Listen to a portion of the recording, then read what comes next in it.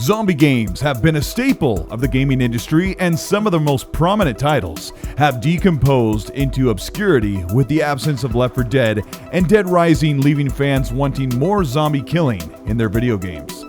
Two standout titles, Dead Island and Dying Light, have very similar game styles, have only seemed to be plagued with developmental issues, delays, and close cancellations. Dead Island's true sequel and Dying Light sequel are set to come out in the next year, but you'd be shocked to see why these two corpses have not risen from the dirt.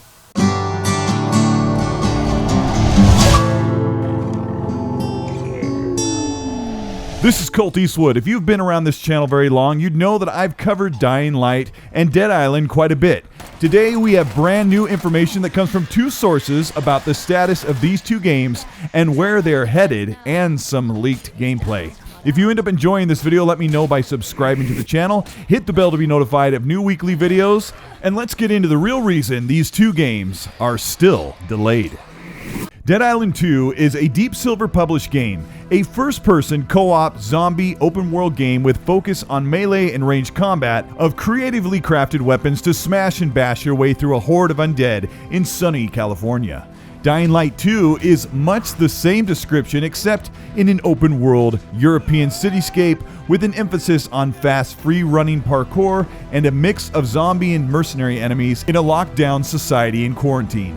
Dead Island 2 has been in development for several years with an initial release date of 2015 and moved or delayed until it was never spoken of again.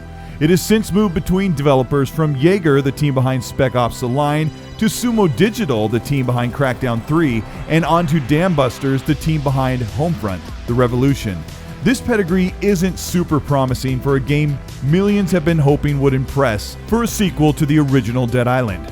Dambuster reportedly have been working on this broken, half-developed state of the game for the past year or more, as job postings hint that the game was supposed to hit cross-generation on the PS4 and Xbox One and over to the new consoles before they had even been named the PS5 and Xbox Series consoles. Dambusters is now hiring to work on a quote sandbox AAA title for next-generation hardware. Details regarding the senior producer position inform applicants that they'll be working on an established AAA title for next-gen consoles and PC platforms. Interestingly, this is not the first time Dambusters' website has hinted at the possibility of Dead Island 2 launching on next-generation platforms. In April of last year, a job listing for art director suggested Dead Island 2 would be cross-gen. The latest listings, however, make no mention of last-gen iterations for the zombie franchise's next installment. It would seem, then, that the long-in-development sequel is now exclusively in the works for PC, PS5, and the Xbox Series S and X. The biggest problem with Dead Island 2 is all that they have been willing to show is Jaeger Studios' 2015 gameplay footage and nothing from the past 5 or 6 years of what has been accomplished with 3 to 4 studios that have patched Dead Island 2 together over the years. Those impatiently waiting for Dead Island 2 can fall back on the prospect that Dying Light 2 is coming much sooner than Dead Island 2. But Dying Light 2 has had its share of struggles since it was announced almost 3 years ago at E3 2018. Developer Techland has made some very big promises regarding the impact of individual player choice on gameplay and outcomes, which would demand multiple playthroughs for anyone who wanted to see more than half of the content it offered. But a planned release for spring 2020 was missed, and a new release date hasn't been set. The game almost lost its lead writer, Pavel Selinger, who departed earlier this year after more than 20 years at Techland. Just a couple of weeks ago, there were strong rumors and hints that Dying Light 2 was possibly either an Xbox platform-timed exclusive, full exclusive, or at least Xbox was looking to acquire the studio Techland making Dying Light 2. Since then, insiders and people close to the source regarding this deal have outright explained that they were not hinting at Techland being bought by Microsoft and Xbox, but still hint that Xbox may have assisted with development of Dying Light 2 with financial and technical support. That information does not line up with a new report that the project may be floundering due to large problems at the studio, particularly regarding the autocratic management style of CEO Pavel Marchuka. Interviews with 10 current and former employees allege problems including an over-reliance on external consultants who lack experience in the games industry, conflict at the production level, and a high rate of staff turnover, and micromanagement that some developers characterize as, quote, the Eye of Sauron, which has collectively had the effect of stripping the game of its coherent vision. They said, quote, Techland has a history of hiring people for which the team had high hopes, but it ended up in nothing. One such case for the designers was the hiring of Mark Albanet, a former game director from Ubisoft that was supposed to restructure how design is done in the studio. Even he, a veteran with 30 years of experience, couldn't break through upper management that is harder to change than the spin of the earth, end quote. New hires and consultants who don't follow the company line ended up sidelined, according to another source, which ultimately leads to their resignation or termination, says to, quote, to make a career at Techland, you have to be subservient. Dying Light uses the Chrome engine, a proprietary 3D engine developed by Techland, but after the first game was released and the chief development officer at the time, Pavel Zavotny, wanted development of the sequel to be iterated in a more widely used engine like Unreal or Unity, before bringing their work to the Chrome engine. Techland's CEO, however, insisted on everything being done in Chrome Engine 6. It slowed everyone down, and that frustrated everyone. He would ask why people aren't working faster, and it was because the tech isn't up to speed. We can work faster, but we have to go here, and you're not allowing us to go there. The experts know what the goal is, and they should be allowed the flexibility to do what's best. Producers interfering in design decisions, one source told producers on Dying Light 2, cannot hold the pipeline or milestones together, but they have time to redesign or argue about design. And constant micromanagement from upper management, which collectively points to an atmosphere of chaos and aimlessness at the studio and on the game Dying Light 2.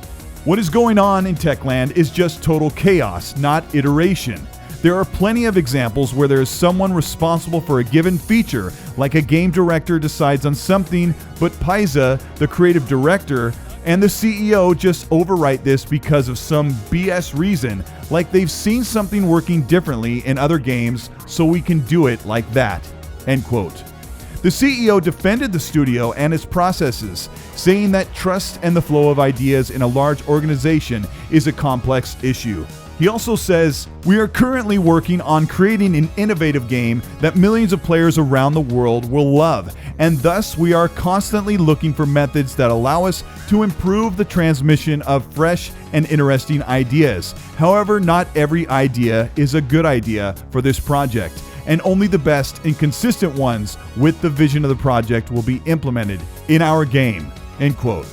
Unfortunately, there's still no sign of a Dying Light 2 release date, and Techland said in January that they would be sharing exciting news about Dying Light 2 soon. But as of now, there's been no sign of what that news might be. Techland said that it takes complaints about the company and especially working conditions very seriously. In this new press release, they stated, quote, we clearly declare that we will not stop in our efforts to make Techland the kind of employer that all talents in the industry dream of, a friendly place for all ambitious people looking to play their part in the game development industry, including those who want to change it. Dying Light 2 is the most innovative project we've worked on in the 30 years of our studio's existence, which also resonates in the time it's been in development, end quote. Dead Island 2 and Dying Light 2 are also subject to the 6-month to 1-year delays that the Global Stay-at-Home Initiative has hindered for many big AAA games in 2020 and even 2021. Dead Island 2 is plagued with moving developers and working out code and programming that has changed hands, shelved for a time, and tried to become a cohesive piece of orchestrated software that will eventually become a finished game. Dying Light 2 is fighting internal technical issues and management roadblocks in an environment where the developers are not happy. Expect to see Dead Island 2 and Dying Light 2 in late 2021 or possibly released in 2022. For fans of this genre, the hunger for a new zombie game will likely be satiated elsewhere, but we're still all patiently waiting for Dead Island and Dying Light to return us to their grotesque, immersive, zombie-ridden world. This is Colteastwood. Thank you so much for watching. It's funny looking back, and when my channel was very small, my biggest videos were about Dead Island 2, and it shows that there are a ton of fans that still want to play this series.